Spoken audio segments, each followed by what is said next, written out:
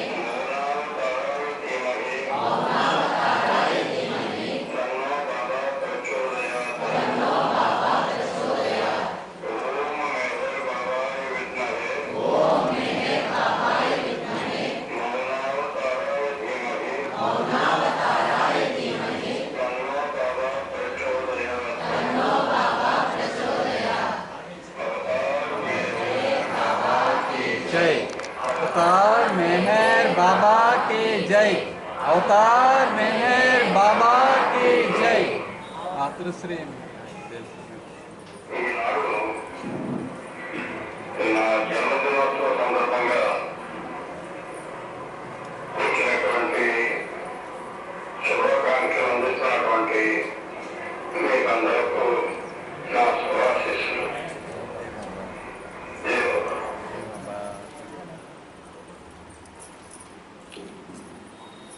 జయ బాబా.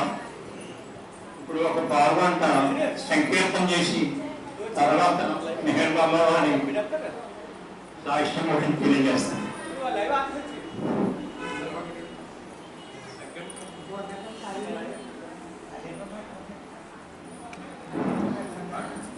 अवतार मेहर बाबा की जय। मातृश्री मेहर गायत्री देवी समेत सदगुरु श्री मेहर चैतन्य जी महाराज की जय। नमो मेहर बाबा अवतार नमो देव देवा। नमो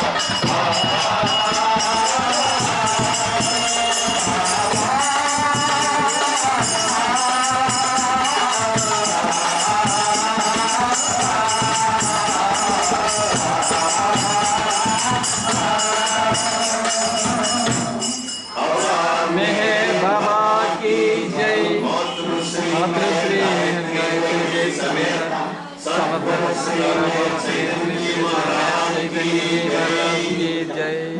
नाम शरणं नीलीयरूपं ब्रह्मकंदा कोरे मैया सद्गुरुदेवा मनसारा कलचे मैया चैतन्य मनसारा कलचे मैया। नाम शरणं नीलीयरूपं ब्रह्मकंदा कोरे मैया सद्गुरुदेवा मनसारा कलचे मैया। चैतन्य जी मनसारा चलते मैया।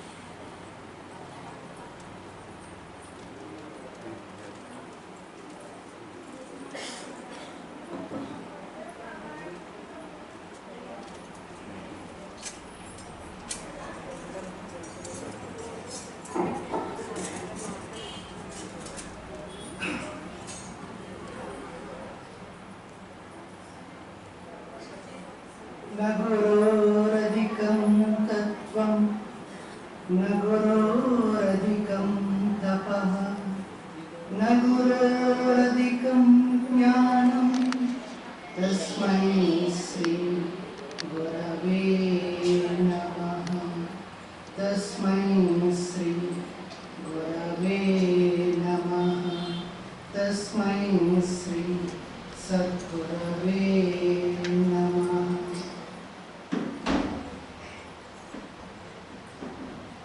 ఎటువంటి తత్వమైన ఎంతటి తపస్సైనా ఎంతటి జ్ఞానమైన ఈ విశ్వములో కానీ ఈ జగత్తులో కానీ ఈ యావత్ సృష్టిలో కానీ నీ గురువుకి సాటి రాదు సాటి రాలేదు. అటువంటి గురుదేవులైనటువంటి సద్గురుదేవులైనటువంటి సద్గురువు సార్వభౌములైనటువంటి శ్రీ శ్రీ శ్రీ మెహర్ చైతన్యజీ మహారాజు వారి పాద పద్మములకు ప్రణమిల్లుతూ నమస్కరిస్తూ ఈ వార్షికోత్సవ కార్యక్రమాన్ని ఆయనే ముందుండి నడిపించవలసిందిగా మనందరి తరపున ఏకాత్మలై ఆయనకు విన్నవించుకుంటున్నాం.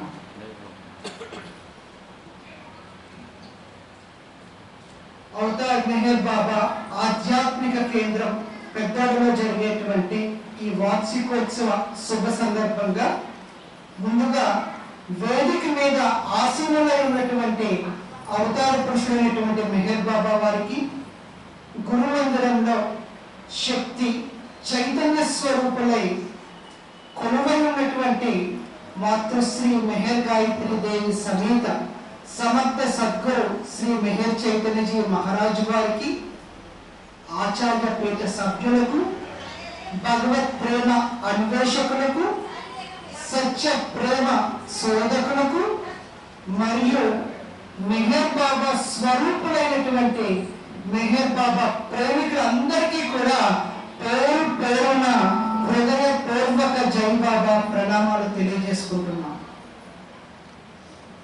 1980 సంవత్సరంలో ప్రారంభమైనటువంటి ఈ మెహర్ ప్రేమిక సహవాస్ కార్యక్రమం అనేక సంవత్సరాలుగా గురుదేవుల వారి యొక్క ఆశీర్వాదంతో ముందుకు సాగుతూ 44 వార్షికోత్సవ కార్యక్రమాలు పూర్తి చేసుకుని 45వ వార్షికోత్సవ కార్యక్రమంలోకి అడుగు పెడుతున్నటువంటి శుభ సందర్భం.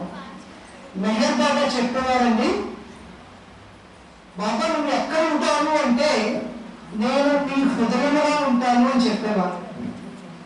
నీ హృదయమే నా కేంద్రము అని తెలియజేసేవారు మెహర్ బాబా వారు. Every heart is my centre అని తెలియజేసేవారు. ఈ హృదయంలో ఉన్నటువంటి మెహర్ బాబా వారికి ఒక సెంటర్ ఏర్పాటు చేయాలని ఈ పెద్దగా ఉన్నటువంటి ప్రేమికులందరూ కూడా ప్రయత్నం చేశారండి. హృదయంలో ఉన్నటువంటి మెహర్ బాబా వారికి ఒక భౌతికమైనటువంటి నిర్మాణంతో కూడినటువంటి సెంటర్ ఏర్పాటు చేయాలని ప్రయత్నం చేయడానికి గురుగారు అనుమతి తీసుకుని ప్రయత్నం చేశారు. ప్రయత్నం చేసినప్పుడు సాధారణంగా ఊరు అంటే అన్ని ఇల్లుతో నిండుతూ ఉంటుంది. ఊరిలో అక్కడ స్థలం దొరకాలి అంటే అవుట్స్కట్స్ లో తప్పించి స్థలం ఎక్కడ కూడా మనకి అవైలబిలిటీ ఉండదు. అంటే ఊరికి చివరిలో మనకి అవైలబిలిటీ ఉంటుంది పెద్ద స్థలం మనం కొనాలి అంటే. సో పెద్దగా ఉన్నటువంటి ప్రేమికులకి 2 స్థలాలు ఆలోచనకుల్లోకి వచ్చినాయంట. ఏంటంటే ఒకటి ఊరు అవుట్స్కట్స్ లో అటు సైడ్ పెద్దపూడి సైడ్ ఉన్నటువంటి ఒక స్థలం ఒకటి, ఇటు మావరాడి దగ్గరికి ఉన్నటువంటి ఒక స్థలం ఒకటి. ఈ 2 ఫైనలైజ్ చేసుకుని ఈ స్థలాల్లో ఏదో ఒక దాంట్లో మెహర్ బాబా వారి యొక్క సెంటర్ ఏర్పాటు చేద్దామని గురుదేవుడి యొక్క అనుమతి కోసం వెళ్ళారంట. గురుదేవుడి యొక్క అనుమతి కోసం వెళ్తే గురుదేవుడితో చెప్పారంట. ఏం చెప్పారంటే 2 స్థలాలు అనుకుంటున్నామని మెహర్ బాబా సెంటర్ ఏర్పాటు చేయడానికి. ఒకటి ఊరికి ఆ చివరన ఉంది, ఇంకోటి ఊరికి ఈ చివరన ఉంది అని చెప్పారంట. గురుదేవుడు అన్నారంట, ఆ మూల ఈ మూల ఎందుకుంటారమ్మా మెహర్ బాబా, ఆయన ఉండేటువంటి స్థలము ఊరు మధ్యలో ఉంటది అన్నారు. ఆయన ఉండేటువంటి స్థలము ఊరు మధ్యలో ఉంటది అన్నారంట. మధ్యలో ఉంటారు అన్నారంట, ఉండబోతున్నారు అన్నారంట. ఆ ఊరి మధ్యలో ఏర్పడినటువంటి కేంద్రమే ఈ అవతార్ మెహర్ బాబా ఆధ్యాత్మిక కేంద్రం పెద్దాడ. గురుదేవుని యొక్క దైవీ వాక్కుతో, ఆయన యొక్క దైవీ కృపతో, ఆయన యొక్క దివ్య అనుగ్రహంతో ప్రారంభించబడినటువంటి కేంద్రం. ఈ కేంద్రంలో మరి కేంద్రం ప్రారంభించుకున్నాక ప్రేమికులందరూ కలుస్తూ ఉండేవారు. ఆగస్టు నెలలో ఏ ఆదివారం వస్తే ఆదివారం గురుదేవుల దగ్గరికి వెళ్ళారంట. గురుదేవ భౌతిక నిర్మాణం పూర్తయిపోయింది, మరి వార్షికోత్సవం వస్తుంది, ఎప్పుడు పెట్టుకోమంటారు అని అడిగారంట గురుదేవుని. మేము సాధారణంగా ఆదివారం పెట్టుకుంటున్నాం గురుదేవ, అందరికీ సెలవు ఉంటుంది కాబట్టి మీరు మమ్మల్ని ఎప్పుడు పెట్టుకోమంటారు అంటే గురుదేవులు అన్నారంట, సెలవు ఉంటుందని పెట్టుకోవడం కాదు, ఆగస్టు 15వ రోజున పెట్టుకోండి, ఎందుకంటే అది స్వాతంత్ర దినోత్సవము అన్నారు. స్వాతంత్ర దినోత్సవం రోజు ఆధ్యాత్మిక కార్యక్రమం పెట్టుకోవడం ఏంటి అన్నట్లుగా మన వాళ్ళందరికీ అనిపించిందండి. అప్పుడు ఒక్కసారి మన వాళ్ళు అందరూ ఆలోచించినట్లయితే, పరిశీలించినట్లయితే మనము అందరూ కూడా స్వాతంత్రం తెచ్చుకున్నాం. ఎలా తెచ్చుకున్నాము? బ్రిటిష్ వాళ్ళు అనేటువంటి శత్రువులతో పోరాడి వాళ్ళ నుంచి ఈ స్వాతంత్రం తెచ్చుకున్నాం. మరి మనకి కావలసినటువంటిది స్వాతంత్రం ఇంకోటి ఉందంట. అదేంటంటే ఆధ్యాత్మిక స్వాతంత్రము అని చెప్పారండి గురుదేవ్. స్పిరిచువల్ ఇండిపెండెన్స్ అని తెలియజేశారు. ఈ స్వాతంత్రము కానీ మనిషికి వస్తేనే కానీ మనిషి స్వేచ్ఛగా జీవించలేడు, ఆనందంగా వ్యక్తము కాలేరు అని చెప్పారు. ప్రతి మానవుడికి కావాల్సింది ఏంటి అంటే ఆధ్యాత్మిక స్వాతంత్రము అని తెలియజేశారు. మరి దేశానికి కావలసినటువంటి స్వాతంత్రము శత్రువుతో, కంటికి కనిపించేటువంటి శత్రువుతో పోరాడి తెచ్చుకున్నాం. మరి ఆధ్యాత్మిక స్వాతంత్రం ఎలా వస్తుంది అంటే శత్రువుతో పోరాడి తెచ్చుకోవాలి. కంటికి కనబడినటువంటి శత్రువు మనలో ఉన్నాడంట, మనతో ఉన్నాడంట, మనలోనే ఉన్నాడంట.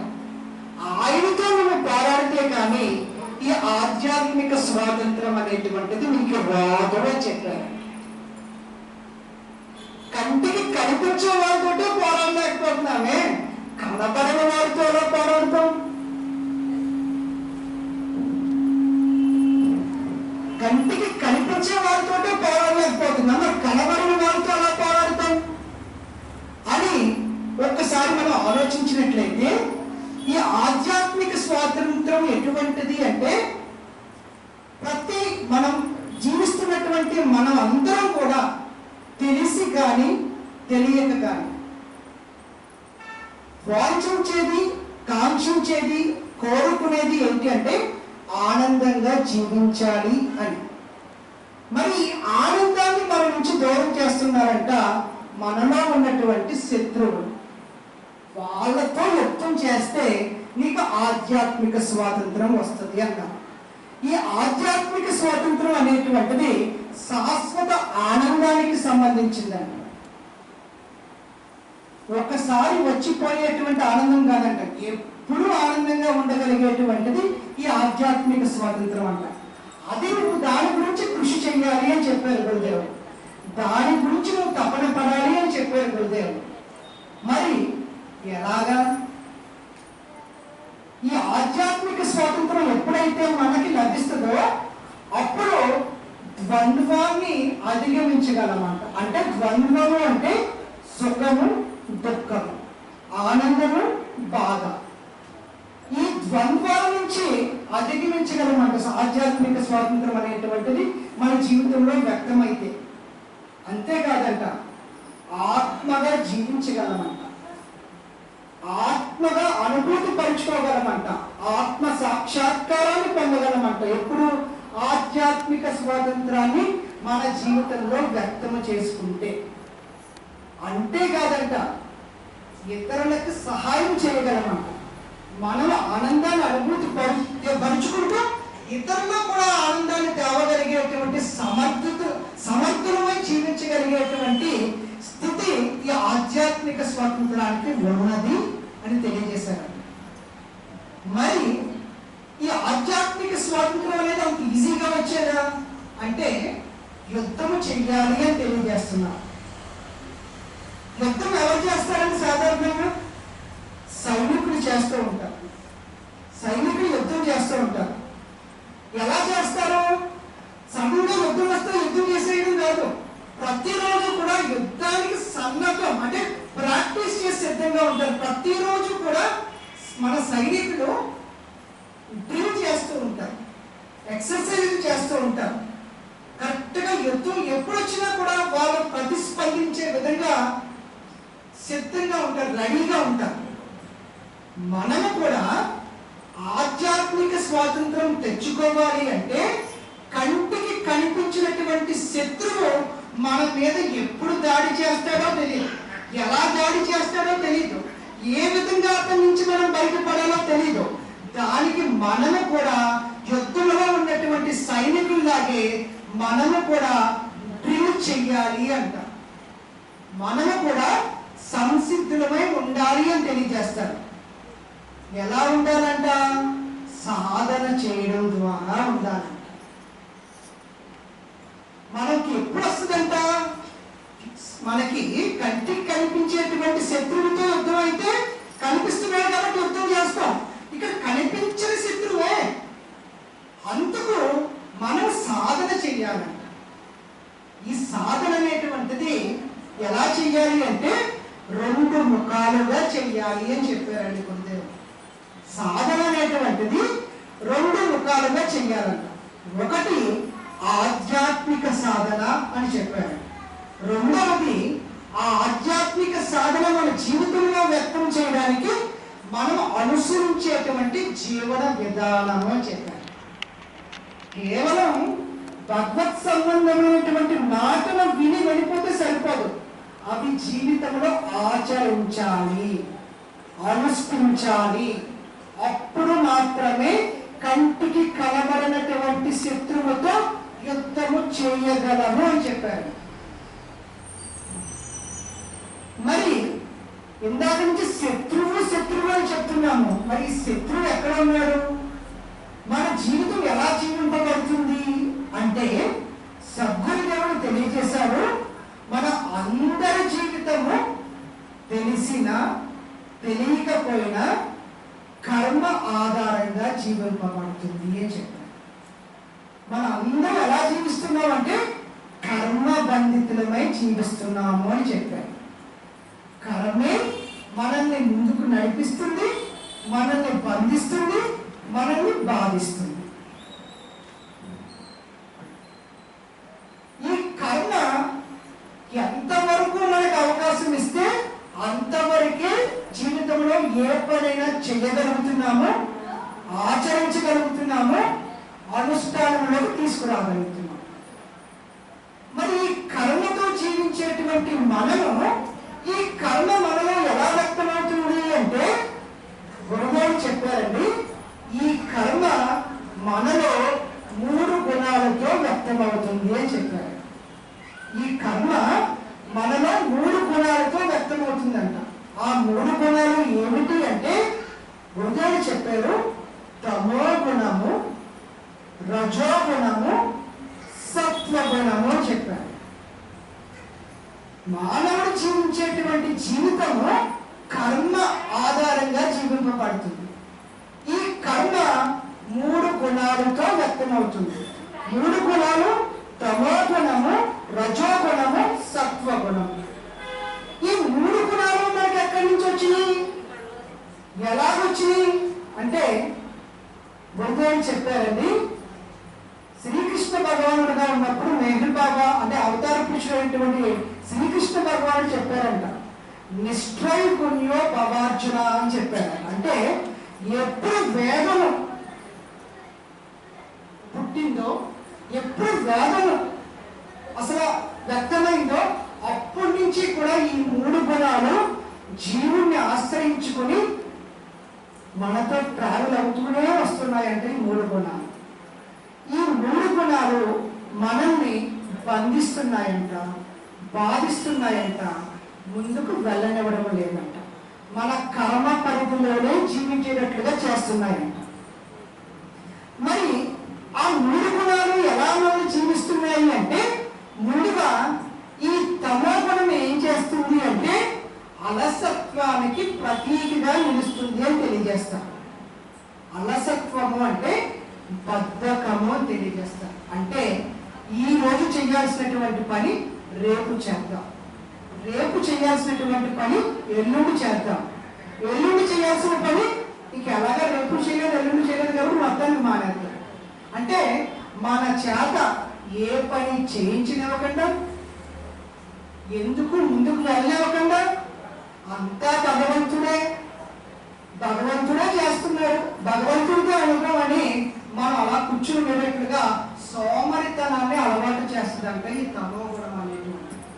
ఇదేం చేస్తుంది అంటే మనం చేయవలసినటువంటి పనుల్ని చేయనివ్వకుండా అడ్డు వేస్తూ ఉంటుంది.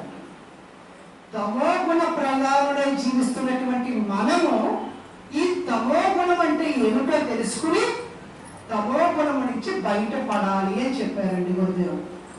ఎలా బయటపడతాం అంటే గురుదేవుడు ఇచ్చినటువంటి ఉపాయం ఏమిటి అంటే గురువునికి విధేయత చూపించడం ద్వారా ఈ తమో గుణం నుంచి బయటపడగలము అని చెప్పారు.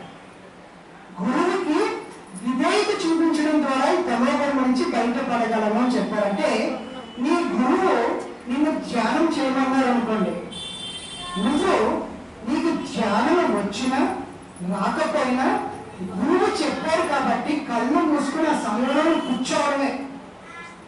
ధ్యానము సాగిందా సాగలేదా అనేటువంటిది నీకు అవసరం లేదు అని చెప్పారు. అంటే నువ్వు గురువు చెప్పింది తూచా తప్పకుండా జీవితంలో ఆచరించడానికి ప్రయత్నం చేసినప్పుడు, విధేయత చూపించినప్పుడు ఈ తమో గుణము నుంచి విడుదల అవ్వగలము అని చెప్పారు.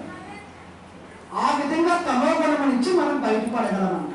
మరి ఇంకో గుణం ఉందంట, ఏమిటి అంటే రజోగుణము అని చెప్పారు. ఈ రజోగుణం ఏం చేస్తుంది అంటే ఏమి చెయ్యదు అని అడుగుతూ ఉంటారు.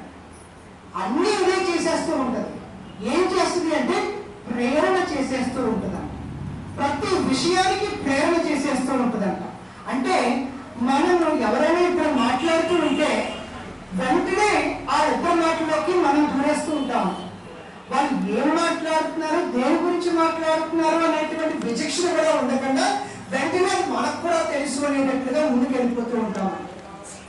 తమోగుణం ఏం చేస్తుంది అంటే అవసరం లేని అన్నిటిలోకి మనం తలదూర్చేటట్లుగా చేస్తూ ఉంటుంది. ప్రతి విషయము మనకే కావాలనేటట్లుగా ముందుకి తీసుకువెళ్ళిపోతూ ఉంటుందంట. ప్రతి దాంట్లోనే వేలు పెట్టేస్తూ ఉంటుందంట. అక్కర్లేనివి మాట్లాడించేస్తూ ఉంటుందంట. అక్కర్లేనివి ఆలోచింపచేసేస్తూ ఉంటుందంట. అక్కర్లేనివి ఆచరణలో పెట్టేటట్లుగా చేస్తూ ఉంటుంది. దీనివల్ల ఏమి జరుగుతుంది అంటే గురుదేవుడు చెప్పారండి, నీ శక్తి వృధా అయిపోతుంది అని చెప్పారు. ఏ శక్తి అంట? ఆత్మశక్తి అని చెప్పారు. శక్తి దేనికి ఉద్దేశింపబడింది అంటే నేను ఆత్మపరంగా జీవించడానికి ఉద్దేశింపబడింది. నువ్వేం చేస్తున్నావు అంటే రజోగుణ ప్రవృత్తులై ప్రతి విషయము నీకే కావాలన్నట్లుగా ప్రతి దాంట్లోనే మనమే తలదూర్చేయడం, అన్ని పనులు మన ఎత్తి మీద వేసుకుని నేను చేసేస్తాను అనేటట్లుగా ముందుకెళ్ళిపోతూ ఉన్నాం. గురుదేవులు చెప్పారండి, ఏ పని ఎంతవరకు చెయ్యాలో ఎంతవరకు అవసరమో తెలుసుకుని ఒక తక్కెడ పెట్టుకుని ఆ యొక్క బరువు చూస్తే సమంగా ఉండాలంట. అంత కరెక్ట్గా జీవించడానికి ప్రయత్నం చేయాలంట. అంత స్పృహతో, అంత ఎరుకతో, అంత అవేర్నెస్తో ఈ రజోగుణం నుంచి మనం బయటపడడానికి ప్రయత్నం చేయాలంట. ప్రతిదీ మనకి కావాలన్నట్లుగా దూరేస్తూ ఉంటే భగవంతుణ్ణి పొందడానికి ఉద్దేశింపబడినటువంటి ఆత్మశక్తి వృధా అయిపోతూ ఉంటుంది అని చెప్పారు. మరి ఇంకొక గుణం ఉందంట, దాన్నే సత్వగుణము అని చెప్పారు. తమో గుణము నుంచి తప్పించుకోగలమంట, రజోగుణం నుంచి తప్పించుకోగలమంట.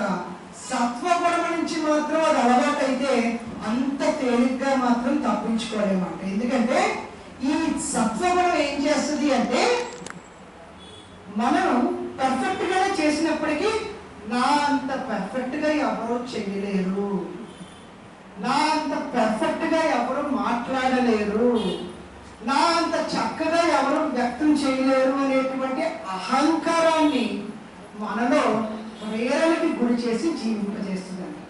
ఈ అహంకారం ఏం చేస్తుంది అంటే స్వార్థాన్ని వ్యక్తం చేస్తుంది. అంటే మనల్ని పరిమితం చేసి పరిమిత అహంకారముతో ప్రాతిభాసిక అహముతో జీవించేటట్లుగా చేస్తుందంట ఈ సత్వగుణము అని తెలియజేశారు. దీని నుంచి కూడా నువ్వు విడుదల అవ్వాలి. ఎలా విడుదల అవ్వాలి? నేను కాదు నీవే. దానికి గురుదేవుడు ఇచ్చిన వివరణ ఏంటి అంటే నేను కాదు చేసేది నీవే, నేను కాదు మాట్లాడేది నీవే అనేటువంటి ఆ స్పృహతో జీవించినట్లయితే గురుదేవుడు చెప్పేవారండి, గట్టి పరకతో నా కార్యక్రమాలు చేసుకుంటాను అని చెప్పేవారు. మనం గట్టి పరకలం అనేటువంటి స్పృహ మనకు ఉండాలి. లేదా సత్వగుణం మనల్ని బోల్తా కొట్టించేస్తూ ఉంటుంది. ఈ మూడు గుణాల యొక్క అండర్స్టాండింగ్ మనకి ఎప్పుడైతే వచ్చిందో ఈ మూడు గుణాలు ఎక్కడి నుంచి తెచ్చుకున్నామంట? ఎప్పుడైతే ఈ యొక్క సృష్టి ప్రారంభమైందో ఈ సృష్టి ప్రారంభమైన అవడానికి కారణం ఏంటి అంటే భగవంతుడి యొక్క సచ్చిత్ ఆనంద స్థితి అని 3 స్థితులు చెప్పారండి గురుదేవుడు. భగవంతుడికి 3 స్థితులు ఉన్నాయంట. ఒకటి అనంత సత్యము, అనంత జ్ఞానము, అనంత ఆనందము. ఈ 3 స్థితుల యొక్క కలయికతో ఏర్పడినటువంటి ఒక అక్షరం ఉందంట. దాన్నే ఓంకారము అని తెలియజేశారు. అకార ముకార మకారాత్మకమైనటువంటిది ఓంకారము అని చెప్పారు. ఈ ఓంకారము ఎటువంటిది అంటే 3 స్థితులు కలిగి ఉందండి. ఏంటంటే వేకువ స్థితి, స్వప్న స్థితి, సుషుప్తి స్థితి. అంటే భౌతిక, సూక్ష్మ, మానసిక స్థితిని కలిగి ఉందంట. అంటే భగవంతుడి యొక్క సచ్చిదానంద స్థితి ఓంగా వ్యక్తమై 3 అక్షరముల యొక్క కలయికతో అకార ఉకార మకారాత్మకంగా సత్వ రజ తమో గుణాత్మకంగా భౌతిక సూక్ష్మ మానసిక స్థితులుగా వేకువ స్వప్న సుషుప్తావస్థలుగా వ్యక్తమైనటువంటిది ఈ ఓంకారం అంట. ఈ ఓం నుంచి మనం ఈ యొక్క 3 గుణములు జీవి తెచ్చుకుని బయటికి వచ్చిందంట. అందుకనే భగవంతుణ్ణి ఏమని ఆరాధిస్తూ ఉంటామంటే మన సంకీర్తనలో కానీ మన ప్రార్థనలో కానీ ఓంకార స్వరూపుడు అని ఆరాధిస్తూ ఉంటాం. ఓంకారం ఎందుకు ఆరాధిస్తామంటే ఈ యావత్ సృష్టి అంతా కూడా ఓం నుంచే వచ్చింది అని తెలియజేస్తూ ఉంటాం. ఓం నుంచే మనం ఈ 3 గుణాలు ఆపాదింప చేసుకుని వచ్చామంట. ఓం యొక్క బాహ్య స్థితే సృష్టి ప్రకృతి అని తెలియజేస్తూ ఉంటారు. ఓం యొక్క బాహ్య స్థితే ఈ శరీరంలో తెలియజేస్తూ ఉంటారంట. ఈ శరీరం ఎలా వ్యక్తమవుతుంది అంటే 3 గుణాలతో వ్యక్తమవుతుంది. సత్వగుణము, రజోగుణము, తమో గుణము. ఎక్కడి నుంచి తెచ్చుకున్నాం? ఓం నుంచి తెచ్చుకున్నాం. ఇది ఎలా వ్యక్తమవుతుంది అంటే ఈ యొక్క బాహ్యమైనటువంటి శరీరాకృతి ద్వారా ఈ యొక్క 3 గుణాలు ఎలా వ్యక్తమవుతుందంటే సృష్టిలో వ్యక్తమవుతున్నాయి, ప్రకృతిలో వ్యక్తమవుతున్నాయి. ఎలా వ్యక్తమవుతున్నాయి అంటే శక్తి యొక్క సహాయంతో వ్యక్తమవుతున్నాయి అని చెప్పారు. శక్తి యొక్క సహాయంతో ఈ 3 గుణాలు వ్యక్తమవుతున్నాయంట. ఏ శక్తి యొక్క సహాయంతో అంటే మెహర్ బాబా చెప్పారు, ప్రకృతి యొక్క శక్తి యొక్క సహాయంతో ఈ 3 గుణాలు వ్యక్తమవుతున్నాయి అని చెప్పారు. ఆ ప్రకృతి 2 శక్తులుగా వ్యక్తమవుతుందంట. ఒకటి ఆవరణ శక్తి, రెండవది విక్షేపణ శక్తి అని. అంటే మానవుడి యొక్క జీవితము కర్మ బంధితులమే జీవిస్తున్నాం. కర్మ ఎందుకు బంధించింది అంటే 3 గుణాల ద్వారా బంధించింది. ఈ 3 గుణాలు ఎలా వ్యక్తమవుతున్నాయి అంటే శక్తి ఆధారంగా వ్యక్తమవుతున్నాయి. ఈ శక్తి ఎన్ని పాత్రలు ధరిస్తుంది అంటే 2 పాత్రలు ధరించిందంట. ఒకటి ఆవరణ శక్తి, 2 విక్షేపణ శక్తి. ఆవరణ శక్తి, విక్షేపణ శక్తి ఎక్కడి నుంచి వచ్చినాయి అంటే సృష్టి నుంచి వచ్చినాయి అంట, ప్రకృతి నుంచి వచ్చినాయి అంట. ఈ సృష్టిని ప్రకృతిని ఏమన్నారు అంటే అనుభవజ్ఞుడు మాయా అని తెలియజేశారు. దీన్నే మాయా శక్తి అని కూడా అంటారు. అంటే మన జీవితం ఎలా జీవింపబడుతుంది అంటే మాయలో జీవింపబడుతుంది, మాయా శక్తితో జీవింపబడుతుంది. ఈ మాయ గురించి నిర్వచిస్తూ మన యొక్క పండితులు కానీ మన యొక్క అనుభవజ్ఞులు కానీ ఏం చెప్పారంటే ఏది లేదో అది మాయా అని చెప్పారు. మెహర్ బాబా చెప్పారండి, ఏది లేదో అది కాదు మాయా. మాయ అంటే ఏది లేదో అది కాదు మాయా. యా మాస మాయా అంటారంటే ఏది లేదో అది మాయా అంటారు. మెహర్ బాబా అలా చెప్పలేదండి. ఏం చెప్పారంటే ఏది ఉందో అది లేనట్లుగా నేను జీవింపజేస్తుంది చూడు, అది మాయా అంటారు. మెహర్ బాబా ఏం చెప్పారంటే ఏది ఉందో అది లేనట్లుగా నేను జీవింపజేస్తుంది చూడండి, అది మాయా అని చెప్పారు. ఎలా జీవింపజేస్తుందంట? 2 శక్తులుగా జీవింపజేస్తుందంట మాయా శక్తి. అది ఆవరణ శక్తి, విక్షేపణ శక్తి అని చెప్పారు. ఆవరణ శక్తి అంటే ఏమిటి అంటే ఉన్న భగవంతుణ్ణి కనిపించినవ్వకుండా. సృష్టి కనిపిస్తుంది, భగవంతుడు కనిపించడం. విక్షేపణ శక్తి అంటే ఏంటి అంటే ఈ కనిపించినటువంటి భగవంతుడు ఎలా కనిపించడం చేస్తుంది ఆవరణ శక్తి. విక్షేపణ శక్తి ఏం చేస్తుందంటే నీ కర్మానుగుణమైనటువంటి వస్తువుని, విషయ వాసనని క్రియేట్ చేసి నీ చేత జీవింపజేస్తుందంటే విక్షేపణ శక్తి. దీనికి సులువైనటువంటి ఉదాహరణ ఏమి ఇచ్చారు అంటే చీకటిలో ఉన్నప్పుడు మనం తాడు చూసి పాముగా భయపడుతూ ఉంటాం. చీకటిలో ఉన్నప్పుడు ఒక తాడుని చూసి అది పాము అనుకుని భయపడుతూ ఉంటాం. అక్కడ ఉన్నది ఏమిటండి? తాడు. మరి పాముగా భయపడుతున్నాము అంటే ఆవరణ శక్తి ఏం చేస్తుంది అంటే తాడుని కప్పేస్తుంది. తాడు కనపడనివ్వట్లేదు మనకి, దాన్ని ఆవరణ శక్తి అన్నారు. ఎలా కనిపిస్తుంది మనకి? పాముగా కనిపిస్తుంది. పాముగా కనిపించేటువంటి సంస్కారము, విషయ వాసన విక్షేపణ శక్తి క్రియేట్ చేస్తుంది. అంటే భగవంతుడి యొక్క మాయాశక్తి రెండు విధాలుగా వ్యక్తమవుతుందంట. ఆవరణ శక్తిగా, విక్షేపణ శక్తిగా. ఒకటి కప్పేస్తుంది, ఇంకోటి సంస్కారానుగుణంగా, కర్మానుగుణంగా అది వ్యక్తం చేస్తుందంట. ఇదంట మన సమస్య. ఆధ్యాత్మిక స్వాతంత్రం గురించి మాట్లాడుకున్నాం కదా. మనలో ఉన్న శత్రువులు ఎవరు అంటే ఇప్పుడు బయటకు వచ్చినాయి 3 గుణాలు: సత్వగుణం, రజోగుణం, తమోగుణం. 2 శక్తులు: ఆవరణ శక్తి, విక్షేపణ శక్తి. వీళ్ళతో యుద్ధం చేయాలంట. ఇక్కడికి వచ్చాం మనం. వీళ్ళతో యుద్ధం చేయాలంట. దీనికి సాధన అవసరము అని చెప్తూ ఉంటారు గురుదేవుడు. ఎలా అవసరము అంటే సాధన ఎందుకు చేస్తున్నామో తెలుసుకోవాలి. ఇప్పుడు తెలుసుకున్నాం.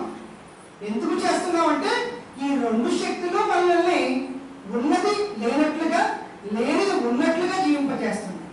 3 గుణాలు ప్రేరణ చేస్తున్నాయి. ఎక్కడి నుంచి మనం బయటకు వచ్చాం. ఇక్కడి నుంచి బయటకు వచ్చిన మనం సాధన చేయాలంటే ఎలా చేయాలి అంటే గురుదేవులు ఇచ్చినటువంటి వివరణ ఏమిటి అంటే నీవు ఏకాగ్రతతో ఓం యొక్క స్మరణ చేయండి అని తెలియజేస్తూ ఉంటాం. భూమధ్య మందు ఓంని నిలుపుకుని ధారణ చేయండి అని తెలియజేస్తూ ఉంటాం. ఎందుకంటే ఈ సృష్టి అంతా ఎక్కడి నుంచి వచ్చింది అంటే ఓం నుంచే వచ్చింది అంటారు.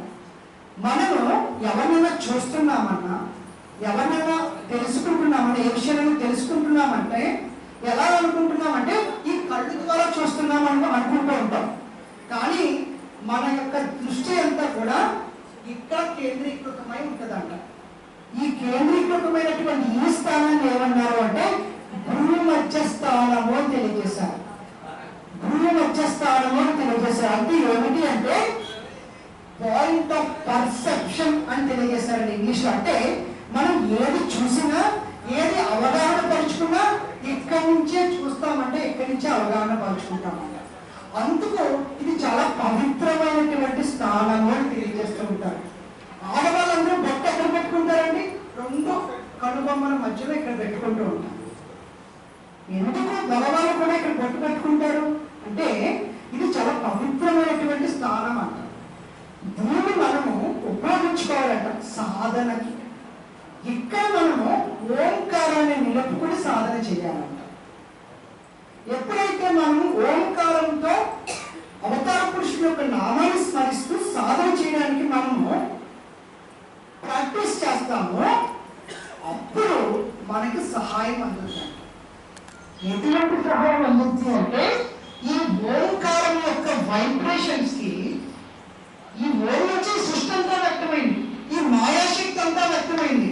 ఈ ఓంకారం యొక్క వైబ్రేషన్స్ కి ఈ విక్షేపణ శక్తి ఏదైతే ఉందో, నీ సంస్కారానికి శక్తినిచ్చి కర్మానుగుణంగా జీవింపజేసేటువంటి విక్షేపణ శక్తి ఏదైతే ఉందో అక్కడ ఈ ఓంకారం యొక్క వైబ్రేషన్స్ కి ఆ విక్షేపణ శక్తి రహితం అయిపోతుంది అని చెప్పాడు. అంటే విషయ వాసన అనేటువంటిది నశిస్తుంది అని తెలియజేశారు.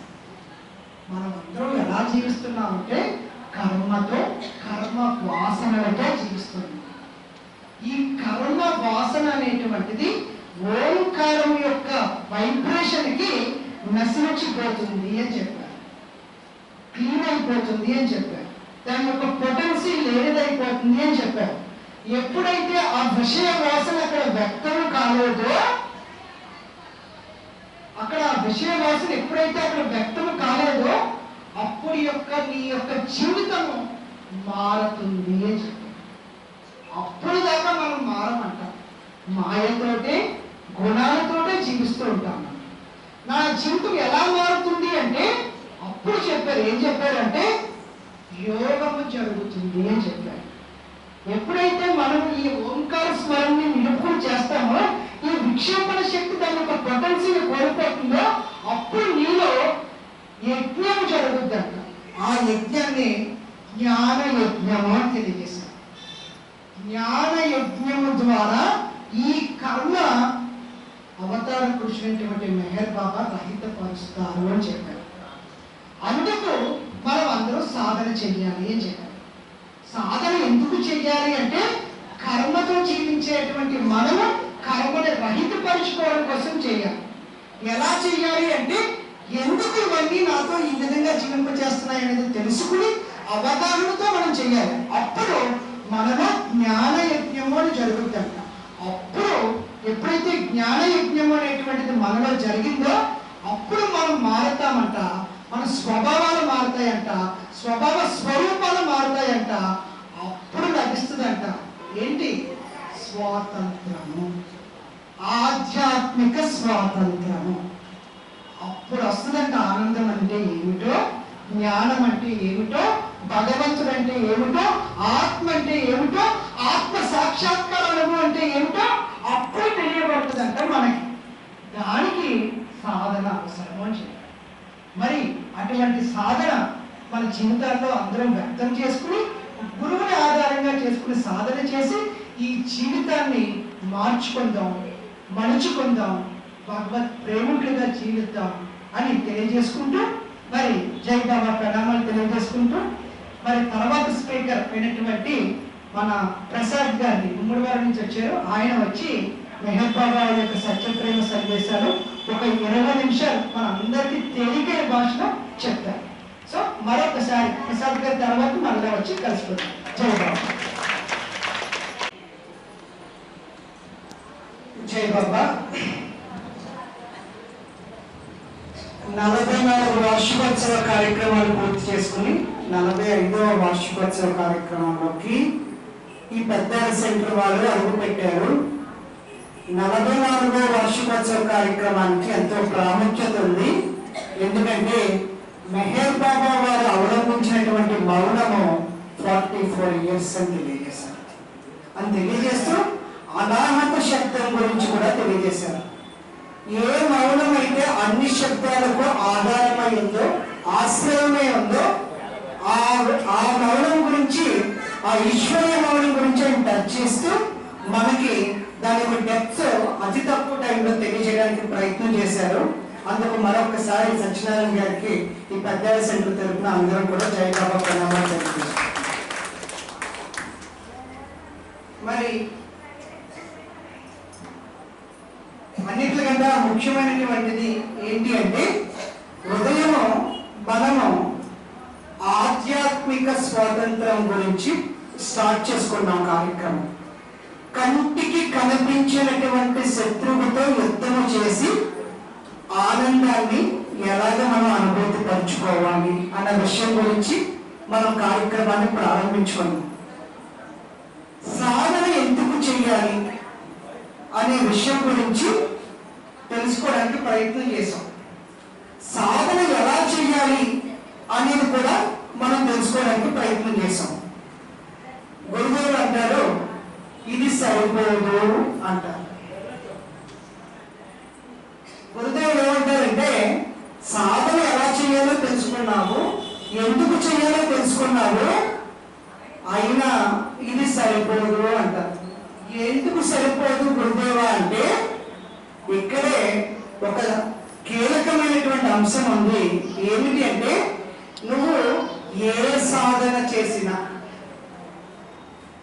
ఏది నువ్వు అనుష్ఠానంలో తీసుకువచ్చినా దానిలో ప్రేమ లేకపోయినట్లయితే అది ఫలించదు అని తెలియజేస్తున్నారు. ఏ సాధన చేసినా, ఎంత గురుదేవులు చెప్పారని చేసినా, బాబా చెప్పారని చేసినా, నీ మనస్సుకు నచ్చకుండా చేసేవో వెళ్ళిపోదు, ఇంటికి వెళ్ళిపోదు, వెళ్ళినదంతా వెళ్ళిపోదు, ఏముండదు. ఉదయం నుంచి చెప్పింది అంతా వెళ్ళిపోదు. ఎందుకు? ప్రేమ లేకపోతే ఏమీ ఉండదు. మరి ఆ ప్రేమ ఎలాగ వస్తుంది? ఉదయం నుంచి చెప్పుకున్నాం, కర్మను అధిగమించాలి. అధిగమించడానికి 3 గుణాలు అడ్డుగా ఉన్నాయి, 2 శక్తులు అడ్డుగా ఉన్నాయి. కర్మను అధిగమిస్తే కానీ ఈ జీవితాన్ని, ఈ జీవిత పరమార్థాన్ని, ఈ యొక్క జన్మ రాహిత్యాన్ని మనం పొందలేము అని చెప్పారు. మనం ఎందుకు జన్మించామో తెలియదు, ఎందుకు జీవిస్తున్నామో తెలియదు, ఎలా జన్మ రాహిత్యాన్ని పొందాలో అసలు తెలియడం లేదు. మరి మన జీవితంలో ఎందుకు జన్మించాం? ఏదో కారణం ఉంటుంది కదా, ఈ జన్మకి ఏదో ముఖ్యమైన కారణం ఉంటుంది కదా. ఎందుకు జన్మించాం? జన్మ రాహిత్యం ఎలా పొందాలి? గురుదేవులు ఏం చెప్పారంటే, మనం ఎందుకు జన్మించామో, ఎందుకు జీవిస్తున్నామో దానికి ఒక బలమైనటువంటి కారణం ఉంది. ఆ కారణం మనం తెలుసుకోవాలి అని చెప్పారు. మనం ఎందుకు జన్మించామో, ఎలా జీవిస్తున్నామో తెలుసుకోవాలి అంటే ముందు ఎలా జీవిస్తున్నామో అని మన దగ్గర నుంచి ప్రారంభించమని చెప్పారు గురుదేవుడు. మనం ఎలా జీవిస్తున్నామంట? శరీరముతో జీవిస్తున్నాము అని అందరూ అంటుంటాం, కానీ శరీరము ప్రధాన భాగం వహించడం లేదు అని చెప్తారు గురుదేవుడు. శరీరముతో మనం జీవిస్తున్నామని చెప్పినప్పటికీ కూడా ఈ శరీరం యొక్క రిమోట్ ఎవరి దగ్గర ఉందో తెలుసా? నీ మనస్సుపై ఉంది అని చెప్తారు. నీ మనస్సుపైకి ఏమొస్తున్నాయంటే ఆలోచనలు వస్తున్నాయి అని తెలియజేస్తూ ఉంటారు. ఏమొస్తున్నాయండి? ఆలోచనలు వస్తున్నాయంట. దాన్ని సంకల్పము, వికల్పము అంటారు. మనస్సుపైకి ఆలోచన రాగానే ఏం చేస్తామండి? మనం ఆలోచన రాగానే మనం ఏం చేస్తామంటే దాన్ని కార్యరూపం దాల్చడానికి ప్రయత్నం చేస్తాం. వెంటనే దాన్ని ఎగ్జిక్యూట్ చేయడానికి ప్రయత్నం చేస్తాం. అంటే ఈ మనస్సు పైకి వచ్చినటువంటి ఆలోచన వెంటనే మన శరీరంలో ఉన్నటువంటి బ్రెయిన్ కి ఒక సిగ్నల్ ఇస్తుంది. ఈ ఆలోచన నువ్వు ఎగ్జిక్యూట్ చెయ్యి అని చెప్పు. వెంటనే బ్రెయిన్ ఏం చేస్తుంది అంటే మన శరీరంలో ఉన్నటువంటి ఇంద్రియాలన్నింటికి కూడా అది పాస్ ఆన్ చేసేస్తా మెసేజ్. వెంటనే దాని కార్యరూపం దాల్చేస్తాం. అంటే మనం ఎలా జీవిస్తున్నాము అంటే ఒక ఆలోచన వస్తుంది, ఆలోచన కోరికగా మారుతుంది, కోరిక బ్రెయిన్కి చేరదు, చేరిన వెంటనే దాని కార్యరూపం దాల్చేస్తాం. బాగానే ఉంది. కార్యరూపం దాల్చేటప్పుడు రెండు సంఘటనలు జరుగుతున్నాయంట మన జీవితంలో. ఒకటి, మనం ఏదైతే కార్యరూపం దాల్చామో ఒక విషయాన్ని, ఆ కార్యరూపం దాల్చేటప్పుడు కొంతమంది ఆ పని సక్రమంగా జరగడానికి సహకరిస్తూ ఉన్నారంట. అంటే మనకి ఒక ఆలోచన వచ్చింది, అది కోరికగా మారింది. కోరికని మనం ఎప్పుడైతే వ్యక్తం చేసామో ఆ వ్యక్తం చేసేటువంటి కోరికని సహాయం చేయడానికి కొంతమంది మనకు కనిపిస్తూ ఉన్నారంట. వాళ్ళు సహాయం చేస్తారంట ఆ కోరికని ఎగ్జిక్యూట్ చేయడానికి.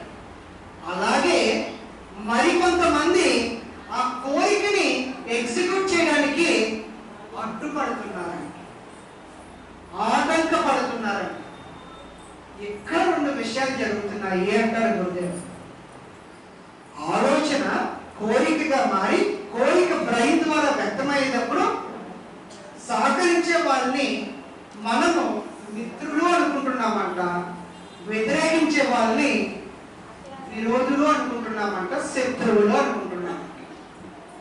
రెండు విషయాలు జరుగుతున్నాయి. మిత్రులు కనిపిస్తున్నారు, శత్రువులు కనిపిస్తున్నారు. ఎప్పుడు? నా ఆలోచన కోరికగా మారి కోరికని కార్యరూపం దాల్చేటప్పుడు. ఇప్పుడు మిత్రులు ఉన్నారు, శత్రువులు ఉన్నారు. అక్కడితో అయిపోవడం లేదు.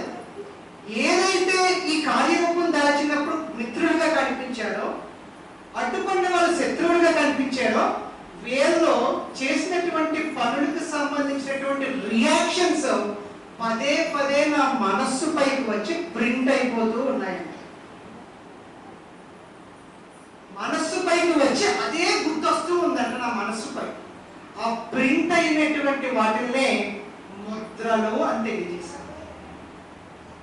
అంటే మనకి ఒక వ్యక్తి మనం ఒక పని చేస్తుంటే అడ్డుపడుతున్నాడు అనుకోండి, అప్పుడు మన యొక్క అవగాహన ఎలా ఉంటుంది అంటే, నేను గతంలో ఆ వ్యక్తి యొక్క కార్యక్రమానికి అడ్డుపడ్డాను కాబట్టి ఇప్పుడు నాకు ఆ వ్యక్తి అడ్డుపడుతున్నాడు అనేటువంటి ఆలోచన మనకు వస్తుంది. దీన్నే కార్యకారణ సంబంధము అని తెలియజేస్తారు.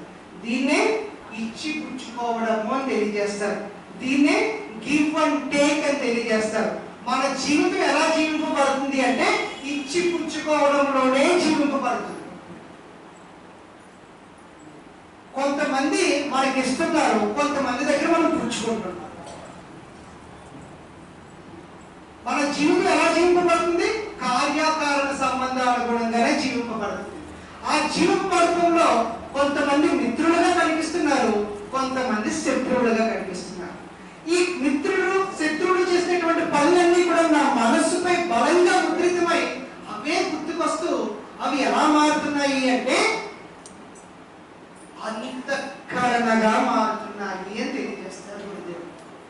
అంతఃకరణ అంటే ఏమిటి అంటే మన వారు చెప్పారు, అంతఃకరణ అంటే 4 భాగాలు 4 పొరలతో ఉన్నటువంటి ఒక ఫార్మేషన్ లేయర్ అని చెప్పారు. అంటే మనం ఇచ్చిపుచ్చుకున్నటువంటి మిత్రులు శత్రువులతో మనం చేసినటువంటి పనులకు సంబంధించిన ముద్రలన్నీ కూడా అంతఃకరణలో చిత్తములోకి ప్రవేశిస్తున్నాయి అని చెప్తారు. చిత్తము అంటే ఏమిటి అంటే అది మన అవ్యక్తంగా ఉన్నటువంటి కర్మకి సంబంధించినటువంటి బీజాలు అవన్నీ కూడా ఒక గొడవలో దాగున్నాయంట. మనలో చిత్తము అనేటువంటి ఒక గొడవ ఉందంట, దానిలో దాగున్నాయంట. ఈ గొడవలో ఉన్నటువంటి ఈ సంస్కారాలన్నీ కూడా మనస్సుతో వ్యక్తమవుతున్నాయి. అంతఃకరణలో చిత్తం ఉందంట, మనస్సు ఉందంట, బుద్ధి ఉందంట, అహం ఉందంట.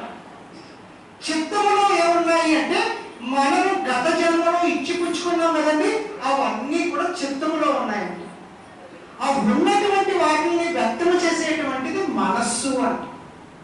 ఈ మనస్సు పైకి వచ్చినప్పుడు బుద్ధి ఏం చేస్తుంది అంటే నిశ్చయిస్తుందంట.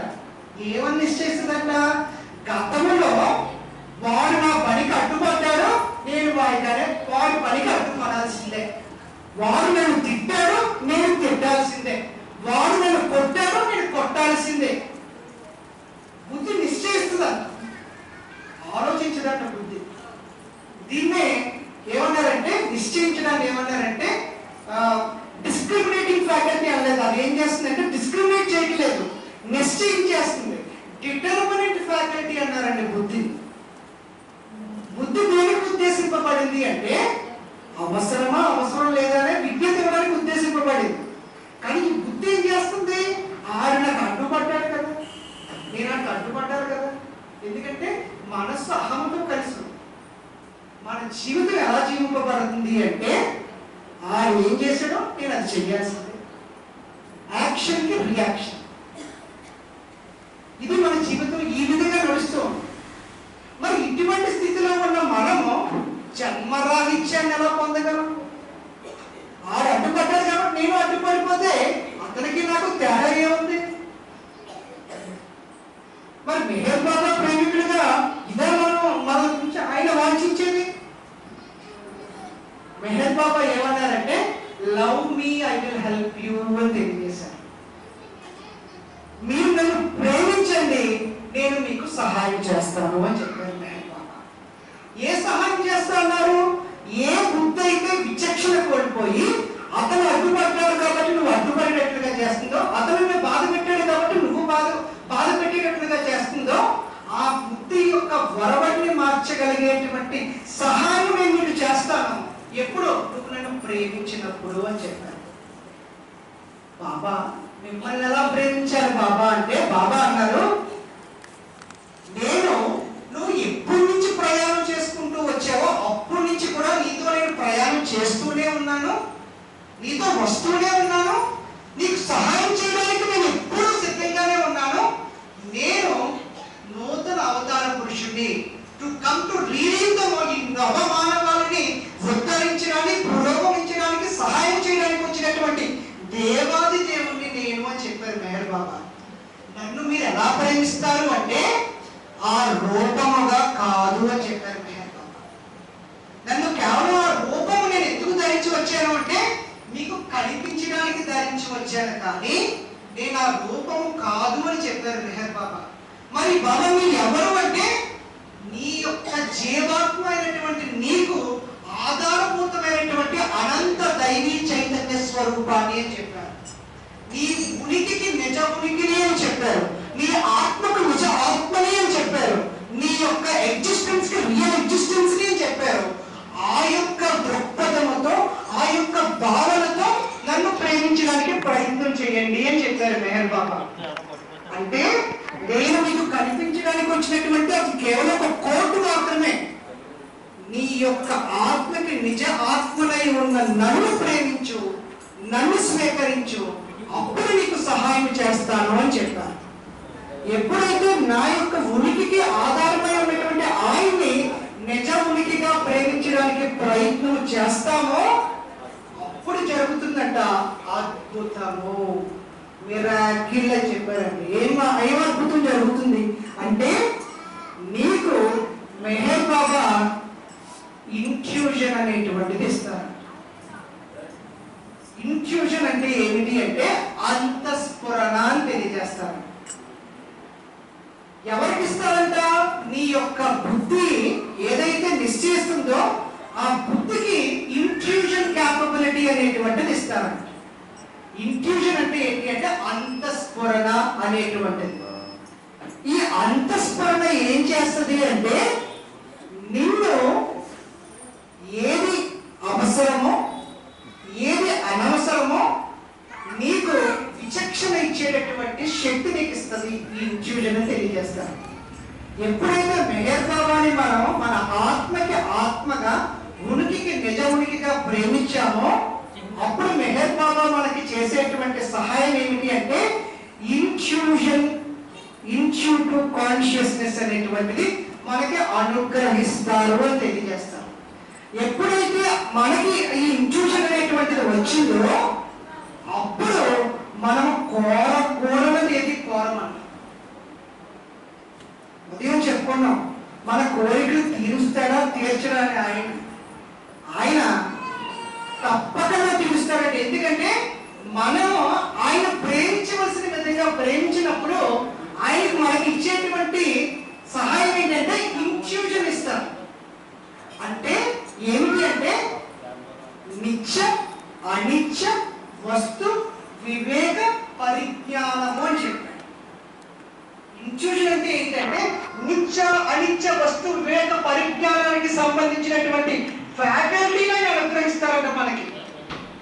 ఎప్పుడైతే ఏది నిత్యమో ఏది అనిత్యమో ఆ వస్తువు యొక్క వివేకానికి సంబంధించినటువంటి ఫ్యాకల్టీ మనకు వచ్చిందో అప్పుడు జరుగుతుందంట వండర్స్, మిరాకిల్స్. ఏంటో తెలుసా, డాక్టర్స్ అందరూ కూడా చాలా స్టడీ చేస్తున్నారంట. ప్రతి మానవుడికి కూడా మానవ దేహానికి 72 నాడులు ఉంటాయండి, సెల్స్ ఉంటాయండి. 72,000 నాడులు ఉంటాయండి. ప్రతి మనిషిలో కూడా ఈ సెల్స్ అన్ని ఓపెన్ అయి లేవంట. కొంతమందిలో కొన్ని ఓపెన్ అయి ఉన్నాయంట. అన్ని ఓపెన్ అయి ఉంటే ఆ వ్యక్తి యొక్క పరిజ్ఞానము తెలివితేటలు మామూలు స్థితిలో ఉన్నమాట. ఇవి ఎందుకు ఓపెన్ అయ్యి లేవు, ఎందుకు కొన్నే తెరుచుకున్నాయి అని నేను పరిశోధన చేశారంట డాక్టర్స్. కానీ వాళ్ళకి ఏం తెలిసింది అంటే అన్ని ఓపెన్ అయ్యి లేవు అని తెలిసింది, కానీ అవి ఎలా ఓపెన్ అవుతాయో తెలియలేదు.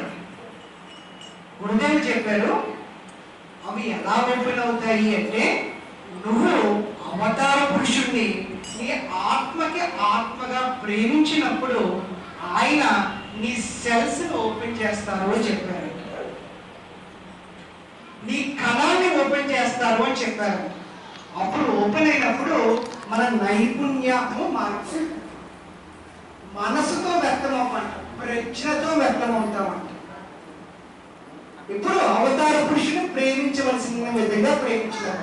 ఆ ప్రేమించినప్పుడు ఏం జరుగుతుంది అంటే ఎక్కడ చూసినా కూడా నీ నీ అవతార నీ భగవంతుడే నీకు దర్శనమిస్తాడు. అంటే ఎవరిని చూసినప్పటికీ, ఒక జీవిని చూసినప్పటికీ, ఒక జంతువుని చూసినప్పటికీ, ఒక మనిషిని చూసినప్పటికీ కూడా నీలో ఉన్న భగవంతుడే ఆ వ్యక్తిలో ఉన్న భగవంతుడిగా నీకు దర్శనమిస్తాడు అని చెప్తాను. అప్పుడు నువ్వు కోరకూడదు ఏది కోరవంట మెహర్ బాబా. అప్పుడు నీ వాంచే ఆయన వాంచిగా మారుతాడు, నీ ఇచ్చే ఆయన ఇచ్చిగా మారుతాడు. అప్పుడు నీవు ఏమి కోరుకున్నా అని తీరుస్తాడు. ఎందుకంటే నీకు ఆయనకి ద్వంద్వం లేనటువంటి ఏకత్వ సంబంధమైనటువంటి ప్రేమ అక్కడ వ్యక్తమవుతుంది. అప్పుడు సద్గురువులు వచ్చి ఆ ప్రేమని, ఆ ఇన్ట్యూషన్ ని, ఇన్ట్యూటివ్ కాన్షియస్నెస్ ఇంట్రెస్ట్ గా వ్యక్తం చేస్తారంట, సహాయం చేస్తారంట. అంటే ఈ యొక్క ఇంట్యూషన్ ని చైతన్యపరం చేస్తారంట సద్గురు.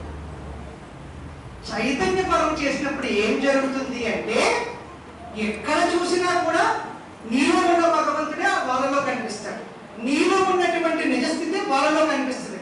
ఆ నిజస్థితి కాస్త ఆ ఇంట్యూషన్ చైతన్యపరం చేసేటప్పటికి అది ఇల్యూమినైజ్ అవుతా ఉంటుంది. అంటే ఈ యొక్క అంతఃస్ఫురణ కాస్త దివ్య ప్రకాశంగా మాత్రం ఆ దివ్య ప్రకాశంలోనే మనము ఏది చూసినా కూడా ఆ భగవంతుణ్ణి ఆ ప్రకాశ రూపంలో దర్శిస్తాం. దాన్ని 6వ చైతన్య భూమిక అనుభవం అని చెప్పారంట మెహర్ బాబా గారు. 6వ చైతన్య భూమిక అనుభవంలోనే మనం భగవంతుణ్ణి ప్రేమించవలసిన విధంగా ప్రేమిస్తాము అని చెప్పారంట. ఎప్పుడు మనం మెహర్ బాబాని మన ఆత్మకు నిజాత్మగా ప్రేమించినప్పుడు, సద్గురుదేవుడు దాన్ని చైతన్యపరంగా మార్చినప్పుడు, ఈ ఇంట్యూషన్ ఇల్యూమినేషన్ గా మారినప్పుడు మనలో ఎక్కడ చూసినా కూడా ఆ రియాలిటీయే మనకి దర్శనం ఇస్తా ఉంటది అని తెలియజేస్తాం. ఆ రియాలిటీ ఎప్పుడైతే దర్శనం ఇస్తుందో మన సెల్స్ అన్ని ఓపెన్ అవుతాయి అని చెప్పారు. అక్కడ ద్వంద్వం ఉండదు అని చెప్పారు. ద్వంద్వం లేనప్పుడు ఏముంటది అంటే అన్ని వ్యక్తమైపోతాయి అని చెప్పారంటే మనస్సు వ్యక్తమైపోద్దంట, శరీరం వ్యక్తమైపోద్దంట, ప్రాణం వ్యక్తమైపోద్దంట. మరి ఏం మిగులుతుంది అంటే ప్రజ్ఞ మిగులుతుంది అని చెప్పారు. ఆ ప్రజ్ఞే అనంత దైవీ చైతన్య స్వరూపుడైనటువంటి ఆ గురువుకి ఎప్పుడైతే ఆ కాన్షియస్నెస్ అనంత చైతన్యం యొక్క పాత్ర అక్కడితో ముగిసిపోయి ఆయనతో ఒక్కటైపోయిందో దాన్నే నిర్వాణానుభవము అని తెలియజేశారు. ఆ నిర్వాణానుభవం అనంతరమే మనం నిర్వికల్ప అనుభవంలోకి మన యొక్క ప్రయాణం జరుగుతుంది అని చెప్పారు. ఎప్పుడు ఈ ద్వంద్వము లేనటువంటి స్థితిలో. అంటే మెహర్ బాబా చెప్పినటువంటి ఈ విధానం ఏంటి అంటే మనం ఎందుకు జీవిస్తున్నాము అంటే ఇచ్చిపుచ్చుకోవడాల యొక్క ముద్రలతో జీవిస్తున్నాం. ఈ ఇచ్చిపుచ్చుకోవాలన్నీ మన అంతఃకరణపై ప్రభావం చూపిస్తున్నాయి. ఈ అంతఃకరణలో ఉన్నటువంటి బుద్ధి తన యొక్క పని తను చేయడం లేదు, డిస్క్రిమినేట్ చేయడం లేదు, నిత్య అనిత్య వస్తు వివేకాన్ని మనకు తెలియడం లేదు. అందుకు మెహర్ బాబాని ఆత్మగా ప్రేమించాలి. మెహర్ బాబా ఏం చెప్తారు? మీ శరీరం కాదు అని చెప్తారు, మనల్ని ఇది శరీరం కాదు అని చెప్తారు. మరి మెహర్ బాబా ఆయన ఎందుకు శరీరం అయి అంటారు? ఆయన అనంత దైవీ చైతన్యము అనేటువంటి జ్ఞానముతో పరిజ్ఞానంతో ఆయన ప్రేమించడానికి మనం ప్రయత్నం చేసినప్పుడు ఈ ఇంట్యూషన్ కాస్త ఇల్యూమినైజ్ అయ్యి మనం ఎవరిని చూసినా ఎక్కడ చూసినా భగవంతుడే తారసపడేటువంటి ఆ దివ్య జ్ఞానానుభవంలో మన ఇచ్చే ఆయన ఇచ్చే అవుతుందంట, ఆయన ఇచ్చే మన ఇచ్చే అవుతుందంట, మనమే ఆయన అవుతామంట, ఆయనే మనం అవుతామంట. దాన్నే మెహర్ బాబా అన్నారు, you and I are not we but one. ఆ వన్నెస్ అక్కడ వస్తుంది అని చెప్పారు. అందుకు మనము ప్రేమించాలి అని తెలియజేశారు మెహర్ బాబా. ఆ ప్రేమలో మనము మన కోరికలు తీర్చుకోగలం. ఏ కోరికల్ని? ఆయన యొక్క ప్రేమ యొక్క ఆ యొక్క తీవ్ర స్థాయిలో ఈ భౌతికమైనటువంటి కోరికలు ఏమి కూడా దరిచేయడం లేదు. ఆ యొక్క తీవ్ర స్థాయిలో మనము భగవంతుడిగా, మాధవ స్వరూపుడుగా, జీవన్ముక్తుడుగా దైవీ జీవితాన్ని జీవించేటువంటి అవకాశాన్ని మనకించి మనల్ని అందరినీ మేల్కొల్పడానికి వచ్చాను అని చెప్పినటువంటి ఆయన అక్కడ మేల్కొల్పుతా అన్నారు. అది మెహర్ బాబా వారి రాకకి, ఆయన యొక్క సహాయానికి, ఆయన మనకి ఇచ్చినటువంటి మేల్కొల్పు వాగ్దానానికి ఉన్నటువంటి నిజమైనటువంటి యథార్థమైనటువంటి అర్థము, అంతరార్థము, పరమార్థము. జై బాబా.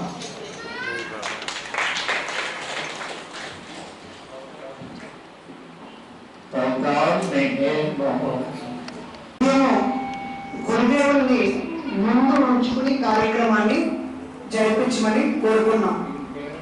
మరి ఆ గురుదేవుడికి కృతజ్ఞత చెప్పుకోకూడదు అండి. ఎందుకంటే ఎంతవరకు కార్యక్రమం సజావుగా జరిగింది అంటే ఎవరు జరిపించారు? మనలో ఉన్న గురుదేవుని గురుదేవుడు నేర్పించారు. ఇప్పుడు దాకా ఏం చెప్పుకున్నాం? మనమే భగవత్ స్వరూపులు అని చెప్పుకున్నాం. మరి గురువు ఎందుకు కావాలి? మనమే భగవత్ స్వరూపులైనప్పుడు అనే ప్రశ్న వస్తుంది కదా. అలాగే ఎవరో వచ్చి గురుదేవుని అడిగాడు, గురుదేవ మీరు ప్రతి చిత్రపటంలోని, ప్రతి లెటర్లోని, ప్రతి కార్డులోని మీరే భగవంతుడు అని చెప్పినప్పుడు గురువుని ఎందుకు ప్రేమించాలి గురుదేవ అని అడిగారంట గురువుగారు. అప్పుడు గురువుగారు అన్నారంట, 2 లాంతర్లు తీసుకురా అన్నారంట. 2 లాంతర్లు తీసుకొచ్చారంట. ఒక లాంతరిలో జ్యోతి వెలుగుతూ ఉందంట, ఇంకో లాంతర్లో జ్యోతి వెలగడం లేదంట. అప్పుడు అన్నారంట, ఇది వెలుగుతుందో దీన్ని వెలిగించు అన్నారంట. దీంట్లో కూడా కిరోసిన్ ఉంది, అది జ్వలుతుంది, అన్నీ ఉన్నాయి, కానీ అది వెలగడం లేదంట. వెలిగించు అన్నారంట. ఇదేమో వెలుగుతుందో ఏమో వెలగడం లేదు, ఎలా వెలిగించాలండి అన్నారంట. ఎలా వెలిగిస్తావు అన్నారంట. ఈ జ్యోతిలో ఉన్నటువంటి ఆ అగ్నికణంతో ఈ జ్యోతిని వెలిగించాడంట. అంటే ఆల్రెడీ గమ్యం చేరినటువంటి, మనల్ని గమ్యం చేర్చడానికి ఉద్దేశించినటువంటి గురువుని అందుకు ఆశ్రయించాలి అని చెప్పారండి గురుదేవుడు. ఎందుకంటే మన చేతులు కత్తీసి ఉన్నాయి, మనకి మనం గమ్యం చేరలేము, అందుకు గురువుని ఆశ్రయించాలి. కాబట్టి ఈ కార్యక్రమాన్ని ముందుండి నడిపించినటువంటి ఆ గురుదేవుడికి సర్వదా సదా మన యొక్క హృదయపూర్వక ప్రణామాలు తెలియజేసుకుంటూ ఆరతి నివేదన కార్యక్రమంలోకి వెళ్తూ మన భోగిరాజు గారిని, హేమలత గారిని ఆరతి పరిస్థితిగా కోరుచున్నాం. జై బాబా. जय मातृश्री मेहर गायत्री देवी समेत समर्थ सद्गुरु श्री मेहर चैतन्य जी महाराज की जय। अवतार मेहर बाबा की जय, अवतार मेहर बाबा की जय, अवतार मेहर बाबा की जय, अवतार मेहर बाबा की जय, अवतार मेहर बाबा की जय, अवतार मेहर बाबा की जय, अवतार मेहर बाबा की जय, अवतार मेहर बाबा की जय, अवतार मेहर बाबा की जय, अवतार मेहर बाबा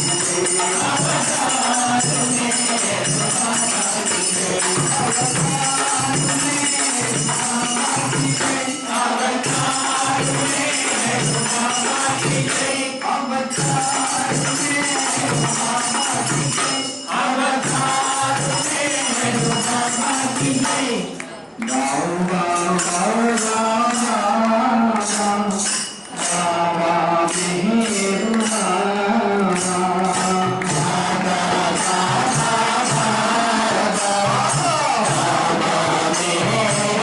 जय,